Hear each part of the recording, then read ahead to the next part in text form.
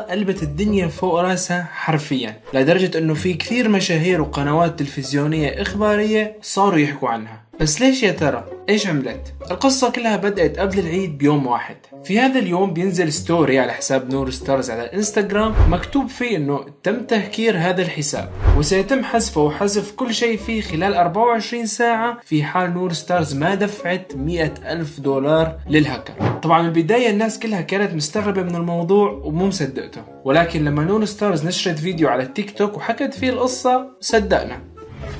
جايز كنت حابة اطلع لكم ستوري اعيد عليكم، بس للاسف جاي اقول لكم خبر انه انستغرامي تهكر. ما ادري من قرر يهكر انستغرامي بليلة العيد، يعني الحمد لله وش اقول. بعد تواصلت اوريدي مع انستغرام وان شاء الله يعني يرجعوا لي باسرع وقت، واللي يقدر يساعدني لا يتردد يتواصلوا وياي رجاء، والله يهدي الهاكر ويرجع لي اياه، لانه ليلة عيد يعني ما ادري ايش اقول. يعني ليش يعني الحمد لله. لحد الآن الموضوع كله عادي وطبيعي جدا، يعني هذا الموقف ممكن يصير مع أي شخص فينا وبينحل بسرعة إن شاء الله، لأنه بالفعل نور ستارز قدرت تحل هذا الموضوع بعد أقل من يوم واحد. نور ستارز نزلت فيديو وقالت إنها قدرت ترجع حسابها وقدرت تعرف مين هو الهاكر كمان، بس يا ريتها ما عرفت وما قالت لنا. شوفوا ليش. بعد أقل من 24 ساعة رجعت حسابي وقدرنا نعرف من هو الهاكر.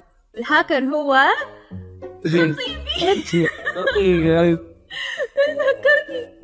ذكرتها قلبها، قالت يس خلصنا وخطبنا مخطوبين.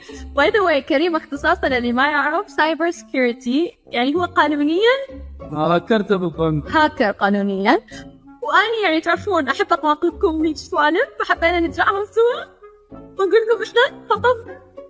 يعني الموضوع كله طلع كذبة، أو مثل ما قالت نور ستارز هو مقلب بسيط، لأنه خطيبها دارس أمن سيبراني قالت لحالها خلينا نعمل هذا الفيلم ونقول إنه حسابي تهكر. يعني كانت محاولة بسيطة لحتى تعمل ضجة حوالي موضوع خطبتها. ومن ناحية الضجة للأمانة صار ضجة، ولكن هاي الضجة كانت ضجة سلبية، والكل كان عم ينتقدها على هذا التصرف ووصفوه بأنه تصرف استغلالي وبيلعب بعواطف الناس اللي بيحبوها. لما يسمعوا إنه حساب نور ستارز تهكر ومطلوب منها إنها تدفع $100,000 أمريكي، أكيد رح يتعاطفوا معها ويتفاعلوا معها لحتى يساعدوها تحل هاي المشكلة. وطبعا من ضمن الناس اللي تفاعلوا معها كانوا أصدقائها ومشاهير ويوتيوبرز وكل متابعينها. ولكن لما الناس عرفوا إنه هذا الموضوع طلعت كذبة، هاي كانت ردة فعلهم.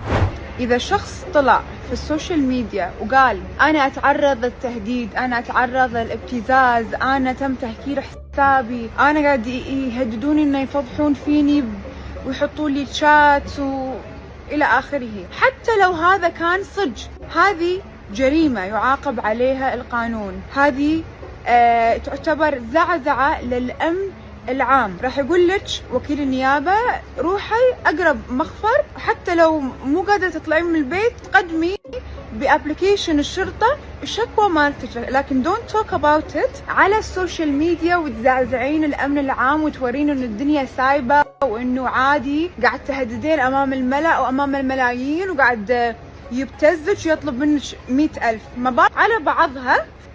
شوف، مجرد إنه أنا أبي أزيد مشاهدات حسابي، أقول للناس نطروا، راح أنزل فضيحتها بعد 4 ساعات، بعد 3 ساعات، بعد ساعتين، وآخر شيء والله هو فيديو الخطوبة. ألف مبروك ألف مبروك. وأنا حتى البنت دخلت بيتي ودخلت بيتها، وما لما أشوفها أسلم عليها وأحبها، ولكن الاستخفاف في عقول المتابعين اللي منهم المشاهير زملائك اللي يحبونك ويبولك الخير ويخافون عليك، أمر غير مقبول. خصوصا إنه أنتي حساب أوريدي كبير، حساب مشهور، عنده مشاهدات، عنده تفاعل حلو. ليش أنا ماني بحاجة أسوي حركة يعني رخيصة مثل هذه؟